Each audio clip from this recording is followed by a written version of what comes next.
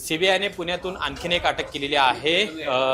अभंग प्रभू medical अकॅडमीमध्ये professor म्हणून काम करणाऱ्या तेजस शाह यांना सीबीआयने अटक केलेली आहे. या अकॅडमीचे डायरेक्टर आपल्या सोबत आहेत.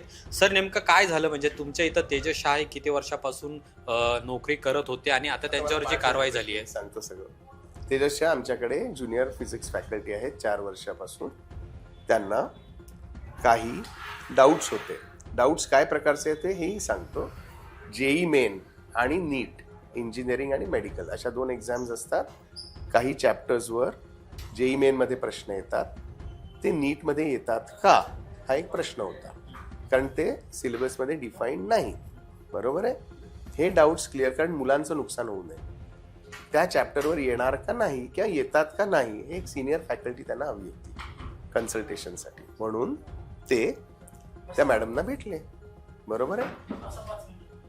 आणि त्यांच्यात जे काही चॅट झालं ते सीबीआयला कदाचित त्या मॅडमच्या इन्क्वायरीत मिळालं आणि त्याच्यावरून त्यांना फर्दर इन्व्हेस्टिगेशनसाठी सीबीआयने हातात घेतलेलं आहे.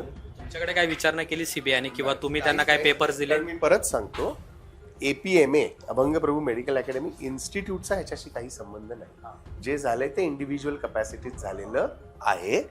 कळलं की नाही? त्यामुळे आमच्याशी काही इन्व्हेस्टिगेशन नाही.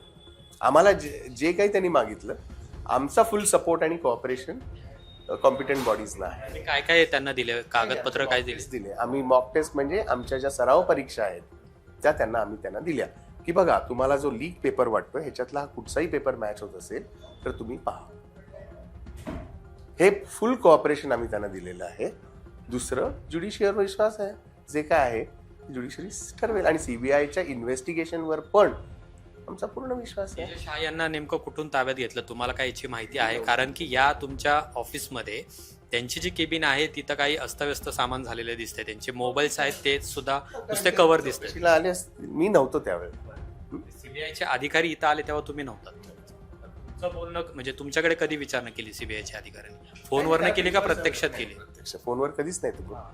त्यांना पेपर्स हवे होते, त्यांना आम्ही देऊन टाकले. या सगळ्या नीट पेपर फुटी प्रकरणामध्ये एक प्रोफेसर असेल किंवा विद्यार्थी असतील हे समोर येताना पाहायला मिळते. त्यांची भूमिका म्हणजे जसं मनीषा हवालदार आणि तेजस शाह यांचं चार्ट समोर आलेलं आहे. तुम्हाला काय वाटतं, कुठेतरी आता अकॅडमी सुद्धा यामध्ये बदनाम होती? माझं काहीच कमेंट नाही करू शकणार, कारण मॅटर सबज्युडिस आहे. त्यामुळे मला हा प्रश्नच विचारू.